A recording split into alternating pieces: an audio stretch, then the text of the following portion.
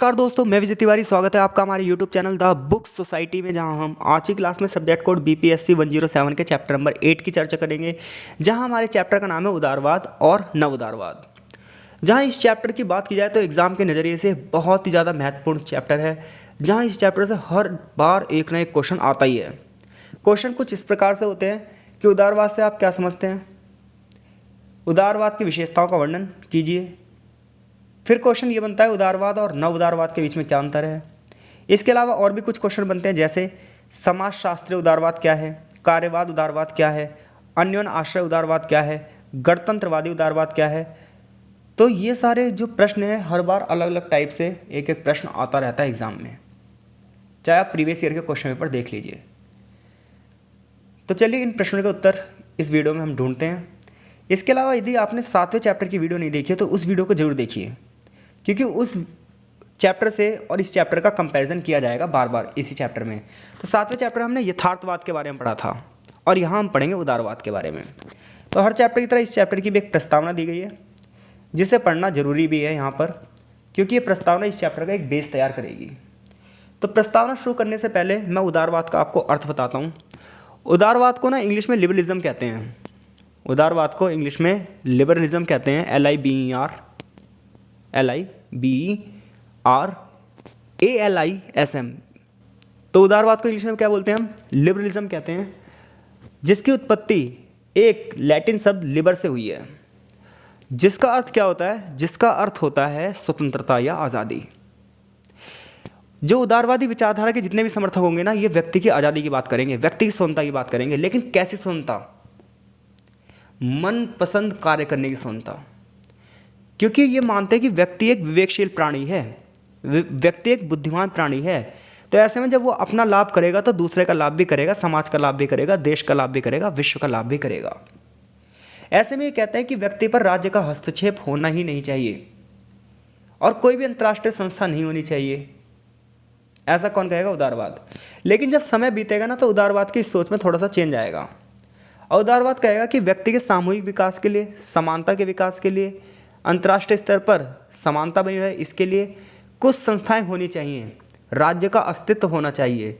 यानी कि शुरुआत में जो उदारवाद राज्य के अस्तित्व की कल्पना नहीं करेगा, राज्य के अस्तित्व को खारिज कर देगा, वही उदारवाद आगे चलकर क्या कहेगा कि राज्य का अस्तित्व होना चाहिए, सरकारें होनी चाहिए, ताकि कुछ हद तक नियंत्रण रखकर व्यक्ति के विकास को बढ़ावा दिया जा सके। तो ये उदारवाद का मतलब है, जिसके ऊपर इस चैप्टर में विस्तार से चर्चा की जाएगी। तो चैप्टर की प्रस्तावना हमें ये बताती है कि अंतर्राष्ट्रीय संबंधों का जब हम अध्ययन करते हैं तो अंतर्राष्ट्रीय संबंधों के अध्ययन में कुछ विचारधाराएं बहुत ही ज़्यादा महत्वपूर्ण हैं, चाहे वो यथार्थवाद हो, चाहे वो उदारवाद हो। तो यथार्थवाद की बात हमने पिछले चैप्टर में की थी, उदारवाद की बात आज इस चैप्टर में करेंगे। तो उदारवाद की शुरुआत होती है 18वीं सेंचुरी से, 18वीं शताब्दी से, क्योंकि 18वीं शताब्दी के मध्य में ब्रिटेन में औद्योगिक क्रांति हुई थी और जब ब्रिटेन में औद्योगिक क्रांति होगी तो यहीं से एक नई विचारधारा भी आएगी, उदारवाद, और यहीं से नई विचारधारा चलेगी, पूंजीवाद। तो ऐसे में फिर आगे चलकर 19वीं सेंचुरी में भी बहुत सारे फिलोसफर्स आएंगे जो उदारवाद पर अपने विचार प्रकट करेंगे और ये कहेंगे कि विश्व में न्यायपूर्ण संबंध होना चाहिए, विश्व में समानता आधारित संबंध होना चाहिए, तो हम विश्व में शांति स्थापित कर सकते हैं, विश्व में संघर्षों को खत्म कर सकते हैं।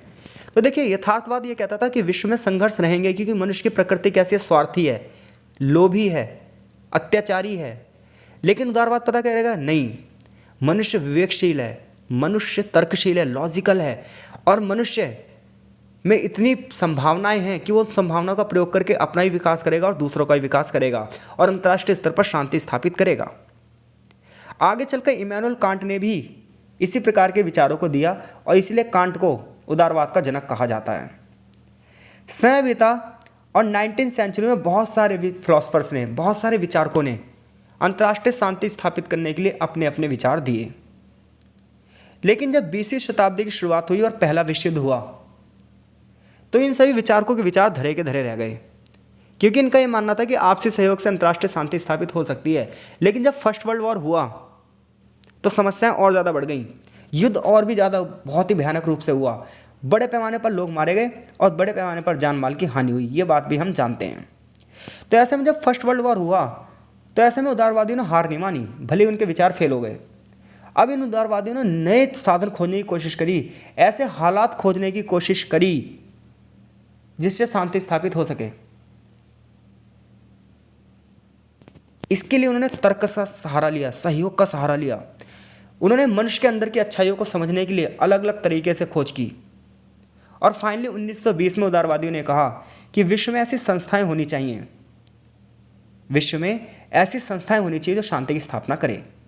यानी कि पहले उदारवाद जो कि कह रहा है कि किसी का हस्तक्षेप नहीं होना चाहिए, कोई संस्था नहीं होनी चाहिए, सरकारें ऐसी नहीं होनी चाहिए जो व्यक्ति की स्वतंत्रता में हस्तक्षेप करें, वही उदारवाद 1920 के बाद कह रहा है कि ऐसी संस्थाएं होनी चाहिए, ऐसी सरकारें होनी चाहिए जो हस्तक्षेप करें और युद्ध को वहीं ख़त्म करें। और इसीलिए पहले विश्व युद्ध के बाद एक ग्रुप की स्थापना की जाएगी, लीग ऑफ नेशंस, एक एजेंसी की स्थापना की जाएगी, लीग ऑफ नेशंस, जहां लीग ऑफ नेशंस का काम ये होगा, राष्ट्र संघ का काम ये होगा कि अगर दो देशों के बीच में युद्ध हो रहा है तो उस युद्ध को वहीं के वहीं शांत कर दे। लेकिन राष्ट्र संघ भी असफल हो जाएगा, राष्ट्र संघ भी अपना काम अच्छे से नहीं कर पाएगा। परिणाम क्या होगा? सेकेंड वर्ल्ड वॉर, इवन पहले फर्स्ट वर्ल्ड वॉर से भी ज़्यादा खतरनाक परमाणु बमों का भी प्रयोग होगा। तो राष्ट्र संघ की विफलता ने क्या कर दिया? उदारवादी विचारधारा को पूरी तरीके से फेल कर दिया। लेकिन फिर भी उदारवाद ने हार नहीं मानी। हम ये पढ़ रहे हैं इस प्रस्तावना के माध्यम से कि उदारवादी विचारधारा का विकास कैसे कैसे हुआ। अब उदारवादी विचारधारा में नए दृष्टिकोण आए, समाजशास्त्रीय दृष्टिकोण आया, बहुलतावाद दृष्टिकोण आया, अन्योन आश्रय दृष्टिकोण आया, व्यवहारवादी दृष्टिकोण आया। ये सारे दृष्टिकोण की आगे चैप्टर में चर्चा की जाएगी।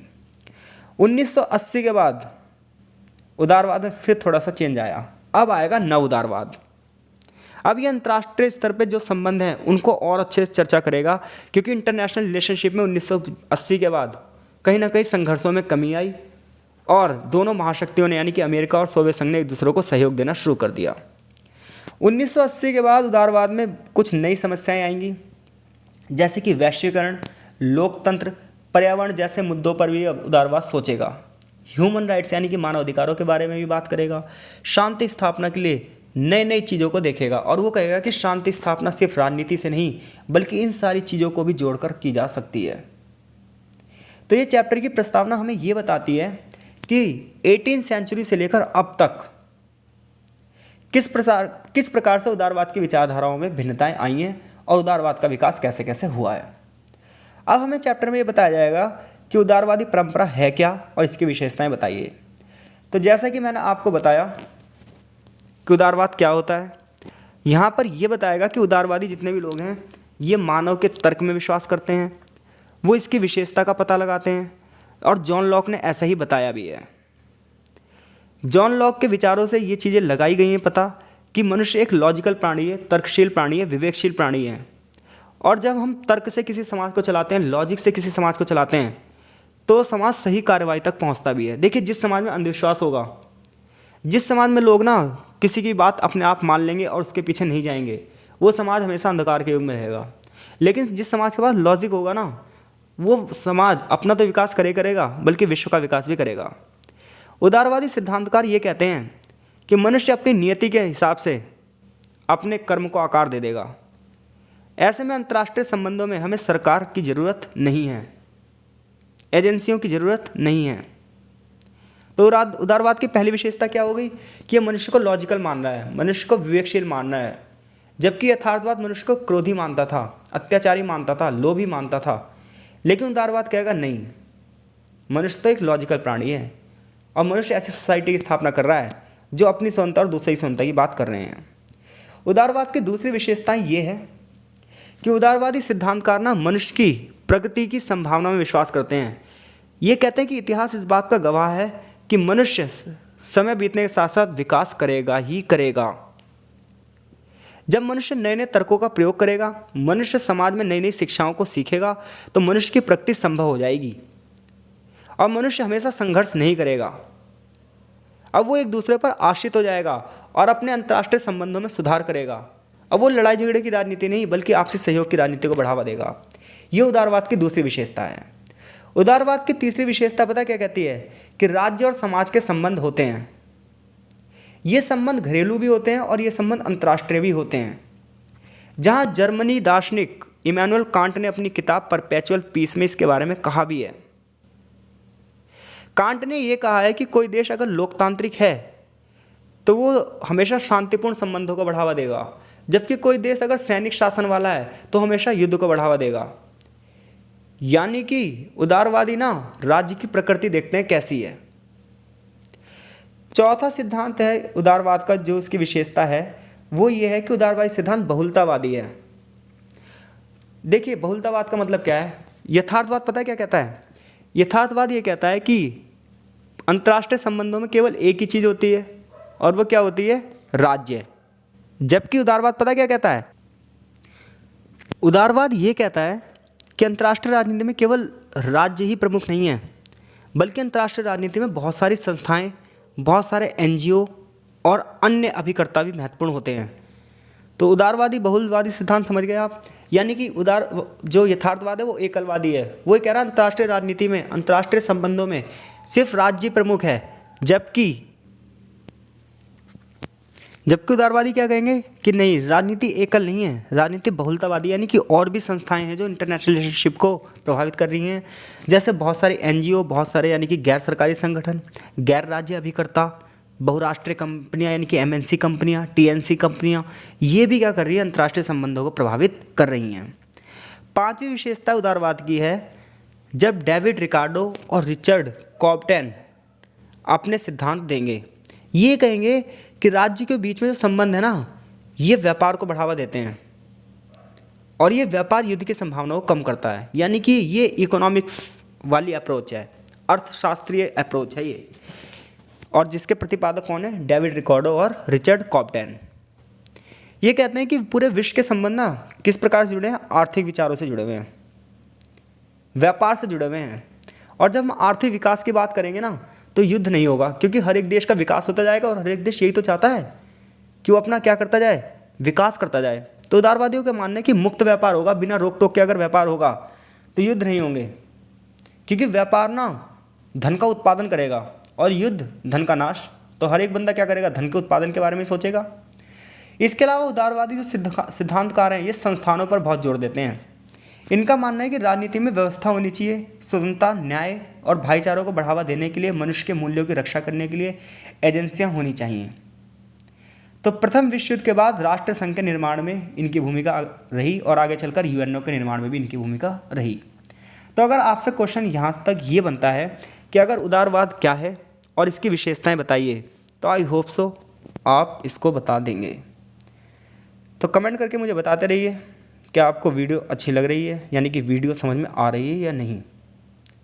सेकंड वन इज डैट, देखिए वीडियो को लाइक भी कर दीजिएगा, ताकि आने वाले जो चैप्टर हैं उसमें वीडियो बनाने के लिए हमें क्या रहे, एक मोटिवेशन सी बनी रहे कि हाँ आपको वीडियो समझ में आ रही है।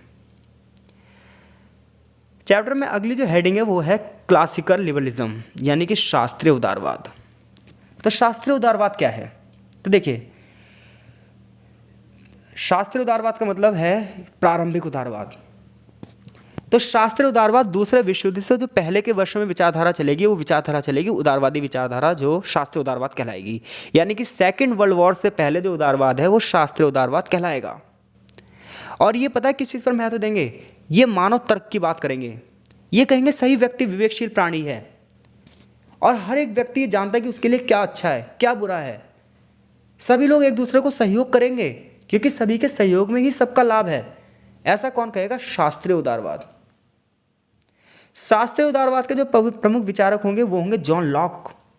जॉन लॉक 1688, इन्हें शास्त्रीय उदारवाद का जनक कहा जाता है। इन्होंने तर्क दिया कि सरकार को जो शासन करना चाहिए ना, वो प्रजा के हिसाब से करना चाहिए, प्रजा की सहमति से शासन करना चाहिए, ऐसा जॉन लॉक ने कहा। यानी कि सरकार को ऐसा कोई भी कार्य नहीं करना चाहिए जो व्यक्ति की स्वतंत्रता में हस्तक्षेप करे। सरकार का काम सीमित होना चाहिए कि जहाँ पर व्यक्ति अपने लिए कार्य न कर पाए, सरकार वहाँ कार्य करे। और सरकार का कुल मिलाकर काम ये होता है कि वो अपने नागरिकों और अधिकारों की स्वतंत्रता की रक्षा करे, ऐसा जॉन लॉक ने कहा। आगे चलकर Adam Smith, father of economics कहते हैं हम इन्हें। एडम स्मिथ ने भी इकोनॉमिक्स के आधार पर, आर्थिक संबंधों के आधार पर एक अंतर्राष्ट्रीय राजनीति की बात करी है। इन्होंने कहा है कि प्रत्येक व्यक्ति अपने स्वार्थ को ज़्यादा से ज़्यादा पाने की कोशिश करता है और ऐसे में समाज में पता क्या होगा कि व्यक्ति को स्वार्थी होना चाहिए, क्योंकि अगर व्यक्ति स्वार्थी होगा तो अपने लाभ के बारे में सोचेगा। जब वो अपने लाभ के बारे में सोचेगा तो इनडायरेक्टली वो समाज का लाभ करेगा ही करेगा। इससे हर एक व्यक्ति क्या हो जाएगा, अमीर बन जाएगा, समृद्ध हो जाएगा, और बाजार पता है क्या होगा, चल जाएगा, मंदी का दौर आएगा ही नहीं। तो ऐसे में व्यक्ति के कार्यों में सरकार को हस्तक्षेप नहीं करना चाहिए, ताकि व्यक्ति अपनी मनपसंद के कार्य कर सके और व्यक्ति का प्रॉफिट हो सके, ऐसा एडम स्मिथ कहते हैं। ऐसी एक बेंथम बहुत बड़े फिलोसफर हैं। बेंथम ने ना व्यवहारवाद की कल्पना करी है। बेंथम पता क्या कहते हैं कि व्यक्ति की ना खुशी ही सबसे बड़ी चीज़ है। ऐसे में हमें अध्ययन ये करना चाहिए, हमें सरकार को द्वारा ये प्रयास करना चाहिए कि वो व्यक्ति की खुशी के लिए सब कुछ कार्य करे। उनके अनुसार हमें ऐसी गतिविधियों पर ध्यान देना चाहिए जो खुशी को ज़्यादा करें और दर्द को कम करें। बेंथम की ही वजह से इंटरनेशनल कोर्ट की भी स्थापना हुई है, क्योंकि बेंथम ने कहा कि एक इंटरनेशनल कोर्ट होना चाहिए, क्योंकि इंटरनेशनल कोर्ट में ये सारी फीलिंग होगी कि वो व्यक्ति की भावनाओं की कदर करे, वो हैप्पीनेस को बढ़ावा देने के लिए काम करें। तो शास्त्रीय उदारवाद का विकास कैसे हुआ, जॉन लॉक से लेकर बेंथम तक। जहां जॉन लॉक ने विचार दिया, एडम स्मिथ ने विचार दिया, बेंथम। यानी कि जब आपसे शास्त्रीय उदारवाद की बात की जाएगी तो आप क्या बताओगे कि शास्त्रीय उदारवाद ये कहता है कि व्यक्ति विवेकशील प्राणी है, वो अपना लाभ करने की स्थिति में है, वो जानता है उसका अच्छा क्या है, वो बुरा क्या है। ऐसे में वो ऐसे समाज में संबंध बनाएगा, कैसे, जिसमें उसका लाभ हो। और फिर जॉन लॉक, एडम स्मिथ और बेंथम इस चीज़ को और आगे बढ़ाएंगे। तो 20वीं शताब्दी की शुरुआत में, ये तो बात रही यहाँ तक, 20वीं शताब्दी की शुरुआत में अंतर्राष्ट्रीय संबंधों में ये विचारधाराएं अपने आप को रखेंगी और व्यवहार उदारवादी परियोजना एक अनिवार्य परियोजना बन जाएगी अंतर्राष्ट्रीय संबंधों में। उदारवादी सोच फर्स्ट वर्ल्ड वॉर तक तो बिल्कुल बढ़िया चल रही थी कि सब कुछ ठीक है, पूंजीवाद को बढ़ावा दिया जाए।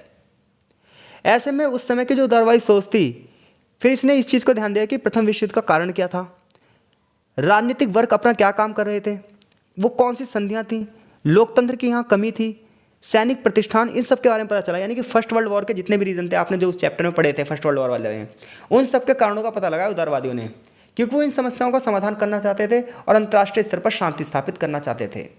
फिर हमने उसी चैप्टर में हमने ये भी पढ़ा था कि अमेरिका के राष्ट्रपति जो वुडरो विल्सन थे, उन्होंने शांति की स्थापना के लिए 14 सूत्री कार्यक्रम के बारे में बताया था। उन्होंने कहा अगर हमें अंतर्राष्ट्रीय स्तर पर शांति स्थापित करनी है तो हमें ये 14 कार्यक्रम अपनाने चाहिए।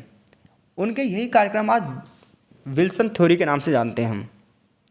तो अमेरिका के राष्ट्रपति वुडरो विल्सन, इसके बाद भी हमने 3rd चैप्टर में फर्स्ट वर्ल्ड वॉर वाले में करी थी। इस कार्यक्रम में इन्होंने ये कहा था कि अंतर्राष्ट्रीय राजनीति में ना जितनी भी संधियां हैं वो पारदर्शिता होनी चाहिए, यानी कि गुप्त संधियां नहीं होनी चाहिए, क्योंकि फर्स्ट वर्ल्ड वॉर गुप्त संधियों की वजह से हुआ था। अगर संधियां पारदर्शी होंगी, हर देश को पहले से सारी चीज़ें पता होंगी, तो कोई देश किसी पर शक नहीं करेगा और युद्ध नहीं होगा। इसके अलावा जितनी भी आर्थिक बाधाएं हैं वो दूर कर देनी चाहिए, क्योंकि देखिए पहले ना हर देश एक दूसरे से व्यापार नहीं करता था, क्योंकि उसे ये लगता था कि उसका हित इसमें नहीं है, इसलिए वो ज़्यादा से ज़्यादा ना इम्पोर्ट ड्यूटी लगाता था, आयात शुल्क बहुत ज़्यादा लगाता था, कर बहुत ज़्यादा लगाता था। तो ऐसे में विल्सन ने यह भी कहा कि हर एक देश के बीच में आर्थिक संबंधों को बढ़ावा देना चाहिए। भाई हर एक देश अपने देश की सीमा खोले दूसरे देश के बाजारों के लिए। ऐसे में क्या होगा, सहयोग बढ़ेगा और युद्ध कम होगा। इसके लिए उन्होंने ये कहा कि हर एक देश लोकतंत्र को स्थापित करे, तानाशाह को खत्म करे, और हमें ऐसे संघ बनाने चाहिए, हमें ऐसे ऑर्गेनाइजेशन की स्थापना करनी चाहिए जो एकता अखंडता की बात करें, राजनीतिक समानता की बात करें। इन्हीं सिद्धांतों के आधार पर पेरिस शांति समझौता भी हुआ था। ठीक है भाई। तो यहाँ से यहाँ तक कुल मिलाकर शास्त्रीय उदारवाद कुल मनुष्य की स्वतंत्रता की बल देगा और मनुष्य की विवेकशीलता की बात करेगा, मनुष्य की लॉजिकल पावर की बात करेगा। तो अगर शास्त्रीय यथार्थवाद आएगा तो आप इसमें बताइएगा, और फिर वुडरो विल्सन के सिद्धांत भी बताइएगा फर्स्ट वर्ल्ड वॉर के बाद, जिसकी चर्चा हमने 3rd चैप्टर में भी की थी, तो उस वीडियो को भी आप जरूर देखिए। आगे चैप्टर में बताया जाता है हमें कि प्रथम विश्व युद्ध के बाद उदारवादी दृष्टिकोण में क्या बदलाव आया। तो प्रथम विश्व युद्ध के बाद उदारवादी दृष्टिकोण में जो बदलाव आया वो आया समाजशास्त्रीय दृष्टिकोण। तो 19वीं शताब्दी के अंतिम चरण में उदारवाद में एक नया दृष्टिकोण आया, एक नया विचारधारा आई, वो आई समाजशास्त्रीय विचारधारा। समाजशास्त्रीय विचारधारा के जो प्रमुख फिलोसफर रहे वो रहे Richard Cobden, Carl Dickson, John Burton. जहां कॉबडेन का तर्क है कि दुनिया भर में बहुत सारे समाज हैं और इन समाजों में संघर्ष तो है, लेकिन इन संघर्षों को बातचीत के माध्यम से हल किया जा सकता है। लड़ाई झगड़े की जगह आपसी कंप्रोमाइज से भी इन संबंधों की स्थापना की जा सकती है। ऐसा कौन कह रहे हैं? कॉप्टेन। उदारवाद का यही रूप समाजशास्त्रीय स्वरूप की रचना करता है।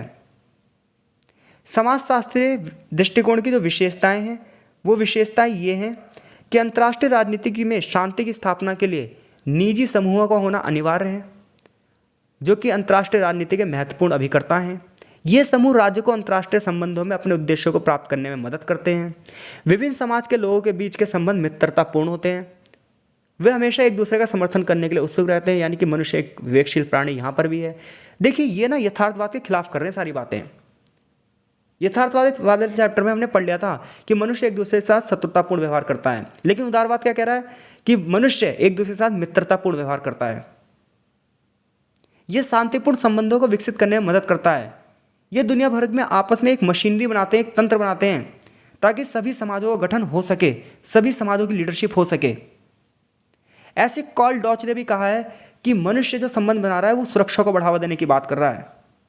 जॉन बर्टन ने अपनी किताब वर्ल्ड सोसाइटी में भी दुनिया भर के सामाजिक, आर्थिक और सांस्कृतिक संगठनों की बात की है, और इसी तंत्र को हम कॉब वेब मॉडल के नाम से जानते हैं। ठीक है भाई, ये विश्व राजनीति में संघर्ष की आशंका को कम करता है। तो कुल मिलाकर समाजशास्त्रीय उदारवाद का मानना यह है कि लोगों के बीच में संबंध बने रहते हैं, एक दूसरे पर निर्भर वाले। ऐसे में कोई व्यक्ति एक दूसरे का अहित नहीं चाहता और पूरे विश्व का विकास होता रहता है। तो अगर समाजशास्त्रीय दृष्टिकोण की बात आएगी तो आप कर देंगे। दूसरा दृष्टिकोण है कार्यवाद दृष्टिकोण। कार्यवाद दृष्टिकोण में डेविड मिटॉर्नी और अर्नस्ट हॉस ने बताया है। इन्होंने ये कहा है कि हर एक देश के संबंध ना आर्थिक रूप से जुड़ने चाहिए। कार्यवाद जो दृष्टिकोण है ये आर्थिक सहयोग की बात करेगा। ये कहेगा जब आर्थिक सहयोग ज़्यादा से ज़्यादा होगा तो देशों को लाभ भी होगा और उनके राजनीतिक संबंध भी मजबूत होंगे। देखिए, जब एक देश को दूसरे देश से आर्थिक लाभ अच्छा होगा तो पॉलिटिक्स अपने आप अच्छी हो जाएगी। आर्थिक संबंध अच्छे होंगे तो राजनीतिक संबंध अच्छे होंगे, राजनीतिक संबंध अच्छे होंगे तो सांस्कृतिक संबंध अच्छे होंगे, क्योंकि हर एक संबंधों की कड़ी आर्थिक स्थिति से शुरू होती है। अगर किसी देश की आर्थिक स्थिति अच्छी है तो अंतर्राष्ट्रीय राजनीति में उसका दर्जा भी तो ऊंचा है। और यहाँ पर वो एग्जाम्पल देते हैं यूरोपीय यूनियन की। यूरोपीय यूनियन के बारे में आप सभी जानते होंगे, और अगर नहीं जानते तो देखो, हम पॉलिटिकल साइंस ऑनर्स के स्टूडेंट हैं और हम ये सोच रहे हैं कि पेपर से एक दिन पहले पढ़कर पास हो जाएं, और चलो पास हो भी गए तो फिर हमें लोग ये कहें कि पॉलिटिकल साइंस से आपने बीए करी है और आता कुछ नहीं है। तो इसलिए ना चीज़ें आनी भी चाहिए, हमें बहुत पहले से पढ़ाई करनी शुरू करनी चाहिए। हमें असाइनमेंट ना खरीदने नहीं चाहिए बल्कि अपने आप बनाने चाहिए। लेकिन एजुकेशन का हम भी तो मजाक बनाते हैं, तो एजुकेशन भी हमारा मजाक बनाएगी भाई।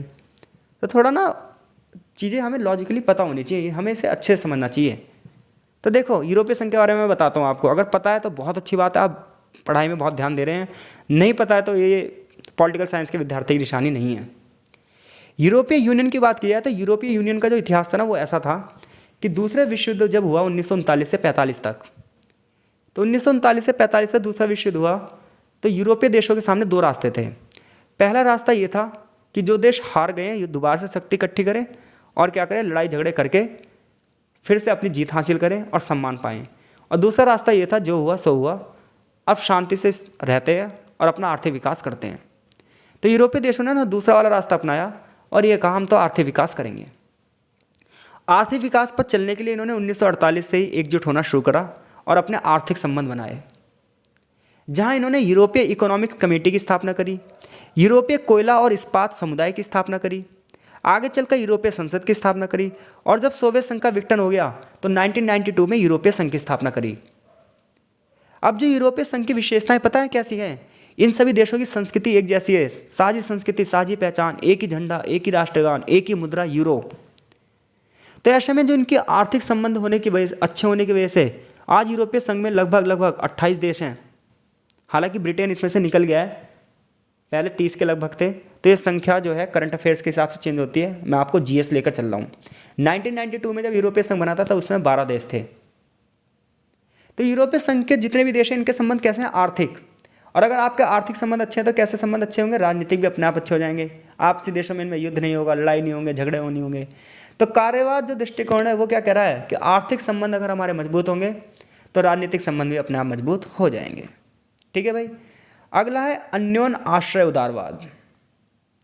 अन्योन आश्रय उदारवाद की जो अवधारणा है वो 1970 में आई, और इसके जो प्रमुख समर्थक थे वो थे रॉबर्ट ओ कोहेन और जोसेफ एस नाय। नाम लिखोगे तो आंसर ज़्यादा मिलेंगे भाई, नंबर ज़्यादा मिलेंगे। इसमें ये कहा गया कि अंतर्राष्ट्रीय संबंधों में जितने भी सब्जेक्ट हैं, जितने भी अभिकर्ता हैं, ये राज्य भी हो सकते हैं, गैर राज्य भी हो सकते हैं, ये सब एक दूसरे पर क्या है, निर्भर हैं। देखिए अन्योन आश्रय मतलब ये कि एक दूसरे पर डिपेंडेबल होना, जहां लोग पैसे से, सामान से, सेवाओं से, कम्युनिकेशन से, सब में एक दूसरे पर निर्भर हैं। देखिए बड़े बड़े देशों के पास टेक्नोलॉजी है लेकिन उसके पास कच्चा माल नहीं है, छोटे छोटे देशों से कच्चा माल ले रहे हैं। छोटे छोटे देशों पे कच्चा माल है तो टेक्नोलॉजी नहीं है, तो बड़े बड़े देशों से टेक्नोलॉजी ले रहे हैं। तो हर एक देश दूसरे देश पर निर्भर है कि नहीं है, चाहे वो बड़ा देश हो चाहे छोटा देश हो। ये अन्योन्य आश्रय उदारवाद इसी चीज़ के बारे में बता रहा है। तो अगर एक दूसरे पर देश निर्भर है तो भी क्या होगा, हिंसा नहीं होगी। अपनी किताब पावर एंड इंडिपेंडेंस में कोहेन और न्याय ने अन्योन्य आश्रिता की 3 विशेषताएं बताई हैं, जिसमें उन्होंने ये कहा है कि संपर्क के कई माध्यम होते हैं जो समाज और लोगों को जोड़ते हैं। कई बार सरकारी अधिकारी भी हो सकते हैं, गैर सरकारी व्यक्ति भी हो सकते हैं, अंतर्राष्ट्रीय संगठन भी हो सकते हैं, और भी बहुत सारे संगठन हो सकते हैं जो व्यक्तियों के बीच में संबंधों की स्थापना करते हैं। दूसरी बात ये कहते हैं कि विश्व राजनीति में कई समस्याएं हैं और अंतर्राष्ट्रीय राजनीति का मुद्दों से कोई लेना देना है नहीं। इसलिए उदारवाद पता क्या कहेगा, ये दुनिया भर के राजनीतियों को एक चुनौती देगा कि केवल सैन्य और सुरक्षा मुद्दों को प्राथमिकता नहीं देनी चाहिए, बल्कि आर्थिक संबंधों को, घरेलू राजनीति को बढ़ावा देना चाहिए। क्योंकि जो घरेलू राजनीति अच्छी होगी तो अंतर्राष्ट्रीय प्रभाव भी अच्छा होगा, घरेलू राजनीति ही गलत होगी तो अंतर्राष्ट्रीय प्रभाव भी गलत होगा। तीसरी इनकी विशेषता यह है अन्योन्य आश्रय वालों की कि किसी देश के राष्ट्रीय मुद्दे और एक अंतर्राष्ट्रीय घटना के बीच में संबंध होता है। किसी देश की राष्ट्रीय मुद्दे और अंतर्राष्ट्रीय स्तर पर होने वाली घटनाओं का संबंध होता है। उदाहरण के लिए अगर किसी देश में मंदी आ जाए तो पूरे विश्व में मंदी आएगी। चीन में कोरोना हुआ था, पूरे विश्व में फैल गया।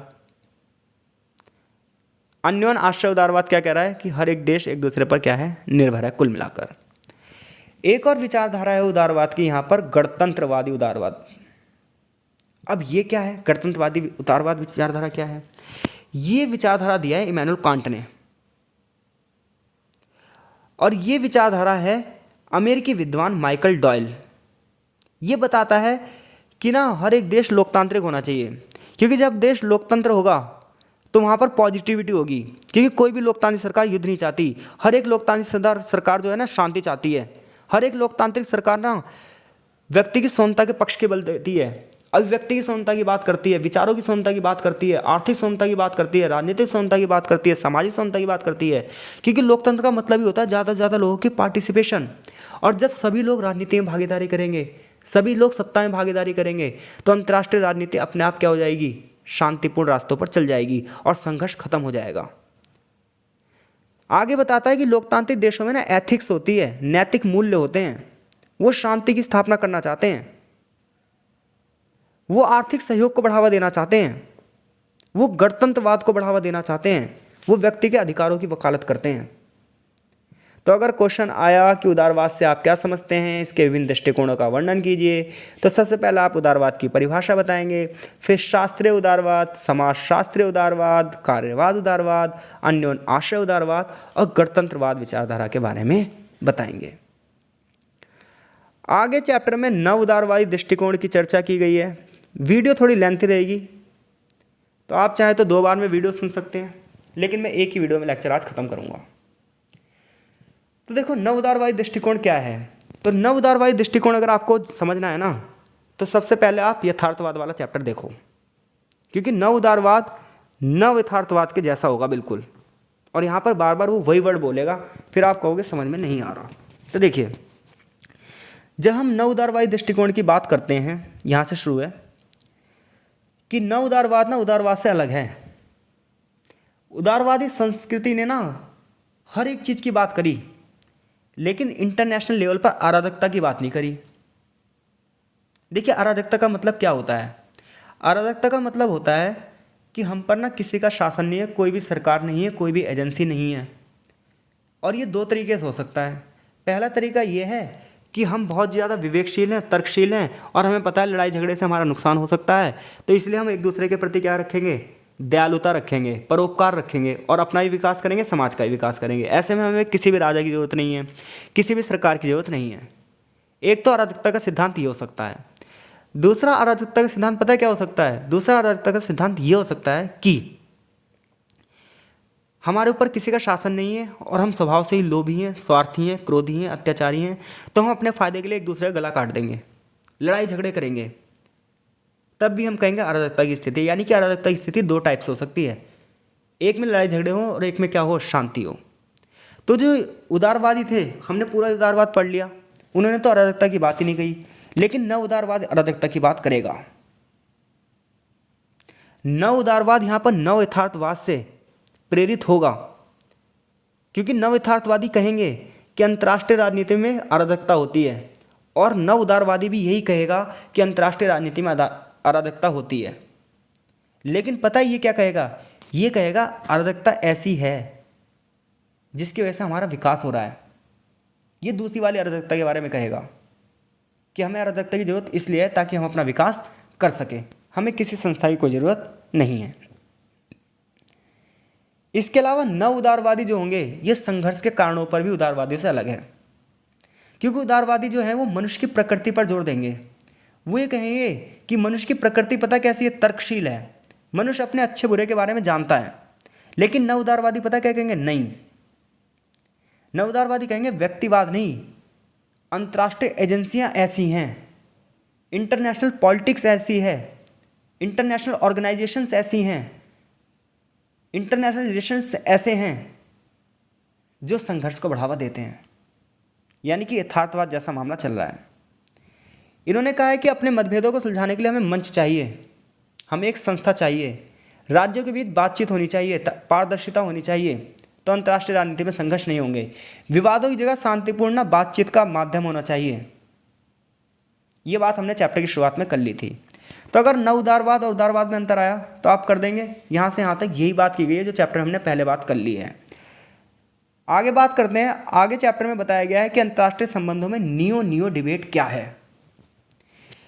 तो देखिए, अंतर्राष्ट्रीय संबंधों में नियो डिबेट कुछ नहीं है।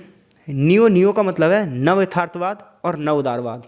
तो नव यथार्थवाद हमने पिछले चैप्टर में पढ़ लिया और नव उदारवाद यहाँ पढ़ लिया। दोनों के बीच में जो संबंध है वो बता देना। यहाँ पर कुछ पॉइंट भी हैं, जैसे कि नव यथार्थवाद हो चाहे नव उदारवाद हो, दोनों ये कहते हैं कि अंतर्राष्ट्रीय व्यवस्था में अराजकता है। लेकिन नव यथार्थवाद ये कहता है कि अराजकता की वजह से ना कोई भी देश सहयोग नहीं करेगा और युद्ध होगा।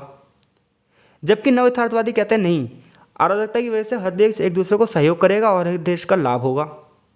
दूसरा, नव यथार्थवादी ये कहते हैं कि शक्ति का प्रयोग करके कभी भी एक दूसरे देश को अलग नहीं किया जा सकता। दूसरी ओर नव उदारवादी कहते हैं नहीं, हर एक देश ना एक दूसरे पर क्या है, निर्भर है, इसकी वजह से कभी युद्ध नहीं होगा। नव उदारवाद ना सहयोग के प्रति आशावादी है कि हर एक देश क्या है, परोपकारी है, हर एक व्यक्ति क्या है, परोपकारी है, इसलिए सबका लाभ होगा। जबकि नव यथार्थवादी कहते हैं नहीं, हर एक देश दूसरे देश से ना कंपटीशन करता है, जिसकी वजह से केवल एक ही देश को लाभ होता है, दूसरे देश को हानि होती है, इसी वजह से युद्ध होते हैं।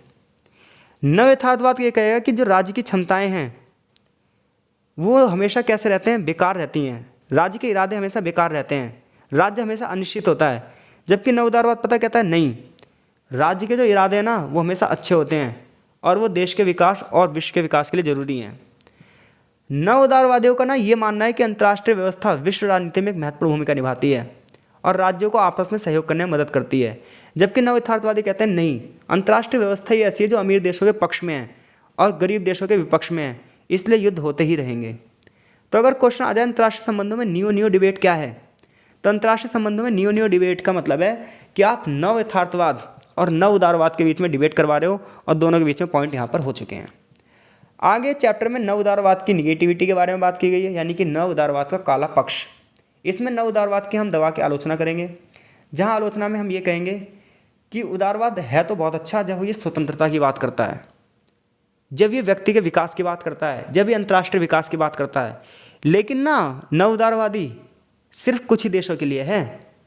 ये अमीर देशों को अमीर बनाता है और गरीब देशों को गरीब बना रहा है। इसने विश्व के ना कुछ ही देशों को सहयोग किया है। ये केवल अमेरिका, ब्रिटेन, फ्रांस और कुछ यूरोपीय देशों तक ही सीमित है, जिन्हें आज हम G7 के देश कह रहे हैं। जबकि विश्व के जो अन्य देश हैं, गुट निरपेक्षता वाले देश हैं, तीसरी दुनिया के देश हैं, अफ्रीका के देश हैं, एशिया के देश हैं, इन सभी देशों पर तो इसका प्रभाव हुआ ही नहीं है। इसने विश्व को ना दो भागों में बांट दिया है, उत्तर दक्षिण। उत्तर के देश तो विकास किए जा रहे हैं और दक्षिण के जो देश हैं जिन्हें हम ग्लोबल साउथ कहते हैं, इनका विचारों का विकास ही नहीं हो पाया। जब हम ग्लोबल साउथ की बात करते हैं तो गुटनिरपेक्षता के देश आते हैं, दक्षिण अमेरिका के देश आते हैं। जब हम बोलाविया, वेनेजुएला और लैटिन अमेरिका के देशों की बात करते हैं ना, तो ऐसे में इन देशों ने कई बार उदारवाद की विचारधारा के खिलाफ क्या करी है, अपनी आवाज़ें बुलंद करी हैं। उनका मानना है जो वैश्वीकरण है, आज जो एमएनसी कंपनियां लग रही हैं, आज ये इकोनॉमिक्स में जो प्रतिस्पर्धा हो रही है, आर्थिक प्रतिस्पर्धा हो रही है, इसने ना छोटे देशों को गरीब किया है, छोटे देशों का पर्यावरण प्रदूषित किया है। आज शिक्षा, स्वास्थ्य और सामाजिक सुरक्षा के उपायों में जो गति दी जा रही है वो सिर्फ इन देशों के लाभ के लिए दी जा रही है। जितनी भी अंतर्राष्ट्रीय संस्थाएं, चाहे WTO हो, चाहे IMF हो, चाहे WB हो, विश्व बैंक हो यानी कि अंतर्राष्ट्रीय मुद्रा कोष हो, चाहे विश्व व्यापार संगठन हो, इन्होंने नियम ही ऐसे बनाए जिससे बड़े देशों को लाभ मिले, सबसे ज़्यादा मुनाफा इन्हें ही हो, जबकि छोटे देशों का शोषण किया जा सके। ये नव उदारवाद का काला पक्ष है। तो इस चैप्टर से कोई प्रश्न आता है, ये चैप्टर यहीं खत्म होता है, आगे चैप्टर का सारांश दिया है। तो आई होप सो इस चैप्टर के किसी प्रश्न के उत्तर देने में आप क्या हैं, सक्षम हैं। तो आपका यहाँ पे बहुत बहुत धन्यवाद। यहीं तक हम इस लेक्चर को रोकते हैं।